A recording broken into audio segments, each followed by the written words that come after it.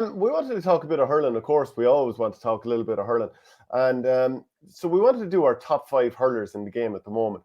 At the start of the year, we did a top 5. So this was before even the league started. And what do you think the 5 was from memory? I would say there was probably 3 Limerick, Galan, Hegarty. I'm not sure who the third one was. Tony Kelly would have been in there. It was Limerick stacked, I think. It could have been 4 Limerick, actually, and 1 Clare. Am I right? Is that ish? That is 100% on the money. So on the bottom right-hand corner there, that's the top 5 before the 2023 season started. We had Grode Hegarty in at number 1, Aaron Gallan 2, Dermot Burns 3, Kyle Hayes 4, Tony Kelly 5. So anyone who says we wrote off Limerick or any of that old nonsense, huh? Everyone wrote it off. Yeah. There's just a good one in from Adrian McGath. The Carl Lacey crossfield ball to Michael Murphy for that goal at the start of the 2012 final. Definitely worth a mention there as regards this. No, we'd 4 Limerick players in there. And like by all accounts, Galan was not on the Limerick squad at the start of the year and we still had him in the top 5. Just off the top of my head, like players, like who's going to come out of that top 5? Like Hegarty has had a very quiet year by his standards. I still think he's going to thunder into it, and I think he could easily be a man of the match in one or both of their next 2 games. If they win the semi-final, potentially in the final as well. But he definitely has to come down the pecking order, I would say. Yeah.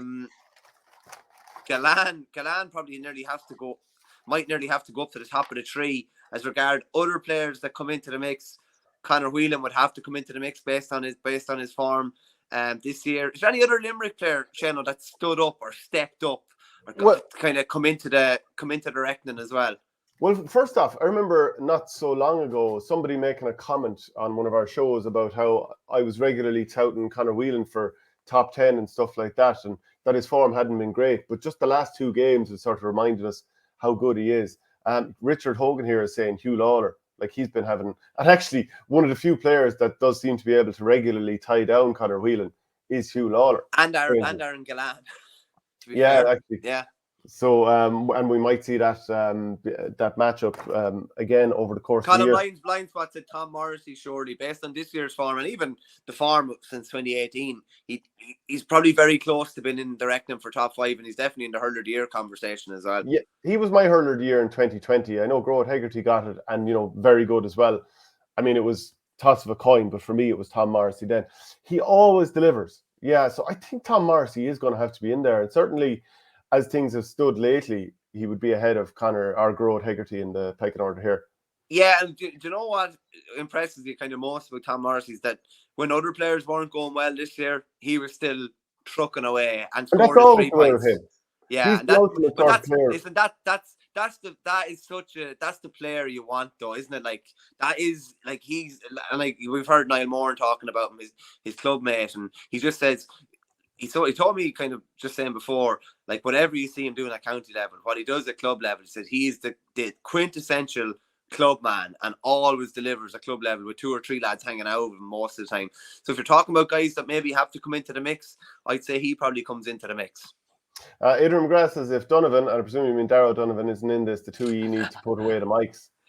I would say Darragh Donovan is heavily, and we didn't mention him really the other day, but thinking about it in hindsight, I'd say he's a nailed on all-star, barring he has like a 5 out of 10 in a semi-final, and I think he's probably an outsider to be in the Hurler of the Year conversation if Limerick are to win, because he has, like, he was 3 points against Cork, his deliveries into the forward line so good, he forages so hard as well. Again, when a lot of other guys haven't been delivered to a high level, he's been phenomenal. The thing about this is now, Shano, how much of this are we placing on now, the here and now, and what we've seen in the championship so far this year, and how much of it are we placing on what we've seen with particularly with the Limerick players in the last 5 years? There's a bit of both going on. There always is. Like, we've Keane Lynch out of the list there, but if he's fully fit, he's number 1.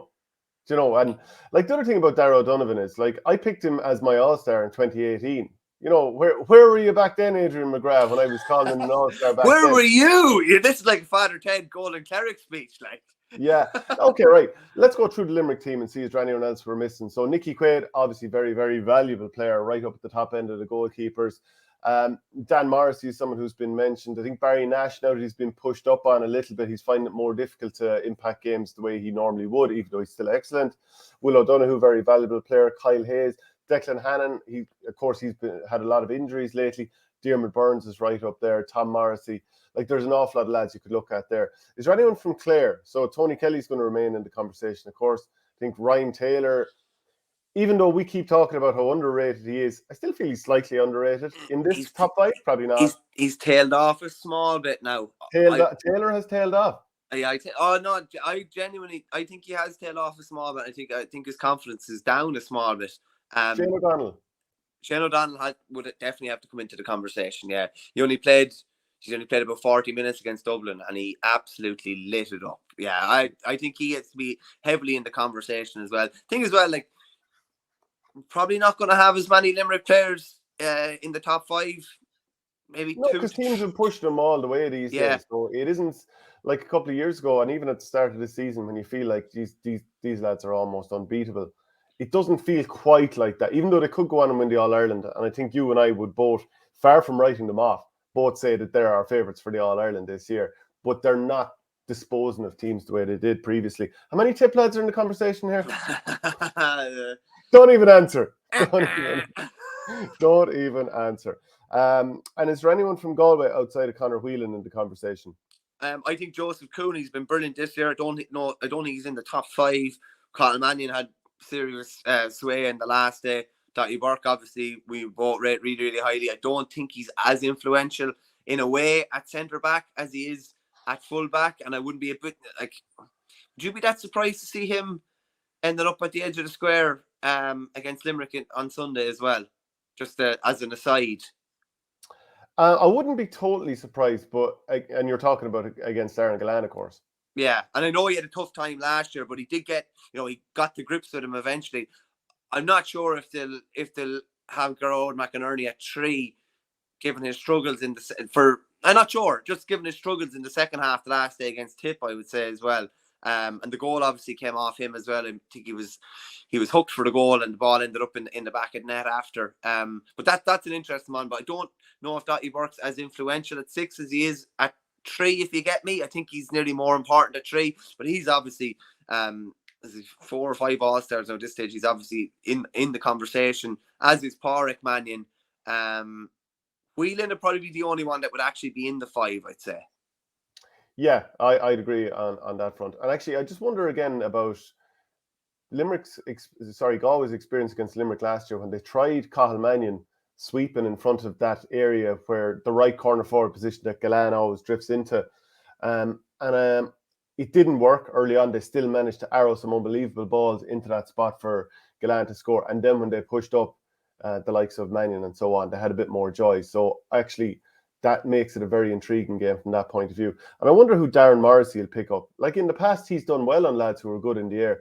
Remember him catching a ball over TJ there a couple of years ago. But maybe TJ was early in the season when he wasn't fully right and he'd had some sort of an operation. But anyway, you mentioned TJ Reid heavily in the Hurler of the Year conversation the other day. Like, and I know we're kind of maybe looking at it from the point of view of he's 36 in November or whatever. Should he still be in this conversation? But he's still as influential. Yeah, Patrick as well. Like, still as influential as ever. Like, if Kilkenny are going to win the All Ireland, TJ Reid is going to be nominated for Hurler of the Year. Is it fair in saying? Yeah, no, it is fair to say. Does it still make him one of the top 5 in the country? Like Owen Cody, is he higher in the conversation here, Adrian Mullen? Not for me now, being honest with you. I'll put you this way, and I'm going to change this a tiny bit. If we were putting in the 5 most influential players in the game, is TJ Reid in that? I mean, what does that mean? No, do you get me? Like, as in the influence he brings, like how influential is he to Kilkenny? That's not to say, but is he one of the best players in the country still? If you get me, do you know what I mean? I mean, he is still one of the best players in the country. Like, but in top 5, okay. Look, at some stage we have to make a name of this team here, right? So, number 1, are we looking at Aaron Gallan? I think we are. I think we are. Like if he was, there's that some spelling of Aaron Gallan. If we were like if we had him too at the start of the season, and like his graph is only getting higher and higher, and just you're thinking of like we're looking at it 6 days out, and we're thinking of like Galway have to plan for him nearly above anybody else. He's at the top of his game at the moment. Yeah, and so I'm pretty happy to put him at number 1. Tony Kelly number 2, or Dermot Burns. On popular opinion, I actually don't think Tony Kelly played that well against Dublin. Yeah, and do you know what? Paddy Doyle won plenty of ball. When it was 50-50 ball, I think Paddy Doyle did fairly well. In terms of getting on the breaks, like, if he was that walk through, and we both rate Tony Kelly unbelievably highly, and we've had him in the in the top 2, 3, 4, 5 of this conversation since it started. I just don't actually think he's playing as well this year as he was last year. And I saw Derek Lynch put out a tweet after the quarterfinal saying, like, surely after 3-4 today, Tony Kelly is nailed on for another All-Star. What would it be? Would it be his 5th? Become the most successful Clare player in the history of the All-Stars. I actually don't think he's guaranteed an All-Star already. I think if he delivers a big semi-final display, he probably is. I don't think he's playing as well this year as last year, if I'm honest with you. So I would want him down the conversation a small bit. Did Tony Kelly deliver in the Munster final this year, do you think?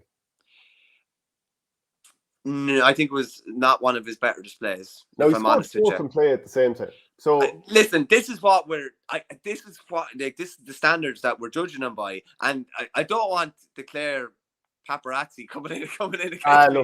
They aren't touchy. They're not touchy. The couple of 2 balls blocked down that were unusual. There was a couple of bad wises, a couple of balls dropped short. I don't think he was as influential in the Munster final as he was. It wasn't close to the year before. I'll put it to you that way. So like, I don't think he's playing as well as last year. That's not to say that he won't deliver a massive display in the semi-final. He probably will. And when Cork were beaten by Clare, he scored 2-4, 1-4 that from play, including that lovely little flicked finish for his goal. I think he's like, so who would you put ahead of him? Would you put Shane O'Donnell ahead of him? Within the top 5, they're probably, O'Donnell is probably playing better for me on the whole this year than Kelly is. But that's not to say that, just like you have to. There's the legacy part of this as well. Do you know what I mean? Yeah, but like, who scored a hat-trick in an All-Ireland final here? Yeah. Okay. Fair own legacy. I wouldn't have either of them at 2. Right. I wouldn't have either declared lads at 2. Can I just add in another thing about Shane O'Donnell? Last year, when they got stitched up by Kilkenny in the All-Ireland semi-final, he was still unreal. You're a gas man. When we talked about this last year, you said, yeah, but a lot of his points came when the game was over. So that is a fact. And people can go back through the show and check it out if they want. Well, anyone who's that big a loser to go and check through the old shows to try and catch me out. You know what? Actually, it'd be pretty funny if they could find it. Yeah, like for me, I think probably, yeah, it's very difficult to know what way to go with this. Shane, is Hegarty going out of the top 5 at the moment? I think so, yeah. Okay, we're agreed on that. Kyle Hayes, Dermot Burns, Rod Hegarty's out. Is Tom Morrissey coming into the 5? Yeah, and I think Dermot Burns is staying high up in the 5. Dermot Burns had 2 man of the match displays in the Munster campaign. Now, unusually in the Munster final, I thought he carried ball into contact and spilled a couple of balls, which is really uncharacteristic. And the free or whatever at the end, he had that ball in his grasp and let it fall, and it never would have been any talk about free had he held on to it, which is strange. But I do think he's still heavily in the conversation. Now, I wouldn't have Morrissey that high, if I'm being honest with you. I'd probably have Morrissey at maybe 4, and probably would have Dermot Burns maybe at 2. Yeah, I'm going to go ahead and make an executive decision. Is there a play to be made for Hugh Lawler being Kilkenny's most influential player at the moment, their most important player at the moment? Yeah, well, if Galway had to plan to keep their key forward away from him, that says it all, really. like Conor Whelan operated in the half forward line just so Hugh Lawler wouldn't be anywhere near him. Yeah. I think he's getting better and better. Is he more influential than TJ at the moment for Kilkenny? Some people are saying Adrian Mullen, and that's fine, but like he hasn't played very little this year. He missed the club final. He's missed a good few games with Kilkenny. He might feature in the semi-final. I don't think he can put him near the 5 at the moment. Conor Whelan has to come into this 5, Shane, somewhere as well. Well, if Conor Whelan's in the 5, how can you leave out Hugh Lawler, the one player? No, I totally agreed. Yeah, just bring it back up on screen there for a second. So who's dropping out of the 5 then? Is Tony Kelly a cert for the top 5? Oh, we're in trouble now. We are in trouble now. Just asking the question.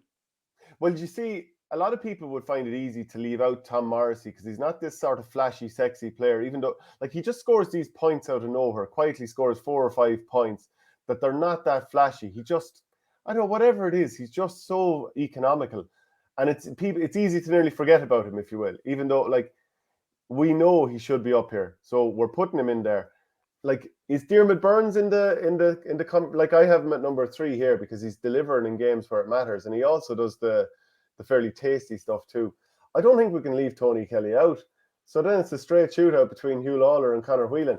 And if you put the two of them up against each other in a game, who do you think is going to come out on top? And historically, who has come out on top? It's Hugh Lawler, isn't it? It is, yeah. And that's mad to say, like, Conor Whelan is second favourite for Hurler of the Year. But that's maybe a forward vision. Look at what we're looking at there. We've only one defender. No, we've 2 defenders in the top 5, to be fair. Yeah. So there's a bit of balance to that. We're not getting the old rose-tinted glasses of whoever puts over the freezer, whoever is doing all the scoring. But are we, like, would you stand over that? Well, like, right. What's Kyle Hayes done to drop out of 5? Well, he just hasn't been as dominant this season. He's still brilliant, and he could go to town in the semi-final and finally be back at, in the top 5 here. But, if we're going to bring 2 lads in, if we're going to bring in Lawler and Morrissey, 2 lads have to drop out. Let's do 3 giant 5s. I mean, like, what can we do, really? We'll get absolutely slated for leaving Conor Whelan out. We will, but like, if people have got an argument which suggests that he'd be ahead of any one of those 5, fair enough. But I'm not sure they will. Like Sean Finn, if he wasn't injured, he'd possibly be in this top 5 as well. Yeah, but just bring it up again there, Shano. Aaron Gillan, Tom Morrissey, Diarmaid Byrnes, Tony Kelly, Hugh Lawler. Yeah, it is a coin toss with Hugh Lawler and Conor Whelan, to be fair. Yeah. Who's the best newcomers, says Porter. Grode O'Connor and Brian O'Mara of Tip. Yeah, they both have been excellent. Any other newcomers this year really stand out to you? I think at times Brian Roach was really good for Cork. Yeah, I think at times Paddy Doyle is very good for Dublin as well. Newcomers, any newcomer with Limerick? Not really. You couldn't call Cottle O'Neill a newcomer. You couldn't really call Adam English a newcomer either. Other team, Cork. Adam Hogan. Yeah, Adam Hogan's been brilliant, to be fair. Yeah, he's been very, very good. Kilkenny, any newcomers with Kilkenny really? Generally, most of the same. Billy Drennan could still have a big play in the championship yet. Yeah, probably not too many with Kilkenny just yet, but like as you say, it's still early enough in the season. Whelan has been mixed this year, says Adrian. Yeah, like he had been quiet earlier in the season. He was taken off against Kilkenny. We were talking about that his form wasn't massive. He'd done some of his scoring against Westmeath, but otherwise had been quiet going into the Leinster final. So, yeah, I think it's fair to have Hugh Lawler a little bit higher than him. Nyland, he's been there for about 5 seasons at this stage, actually. Aaron Nyland, they might be talking about. Yeah. Fitzgerald for Waterford, yeah. And take your pick of which Fitzgerald you mean. Patrick or Porrick, yeah. Two very, very good players. Yeah. What about Mark Fitzgerald? Yeah, brilliant, yeah. The 3 Fitzes, yeah. I think he's one of a decent cohort of Waterford lads that's gone to the States for the summer as well. And we were talking about the other day, all the Cork lads gone out. It seems like the whole Galway senior football panel has gone out to the States as well for the summer. They're going to make use of being knocked out of the championship early. Be interesting to see after the weekend where there's many more. I always find going to the GA website, going to the overseas transfers or overseas sanctioned area, you just see a lot of very, very interesting names popping up from time to time. Yeah. If you got the call, would you tip out this summer? I know you, or I know you just had the baby there, but I may have other commitments, Shano, and I don't think anyone would be calling me at this stage of the day.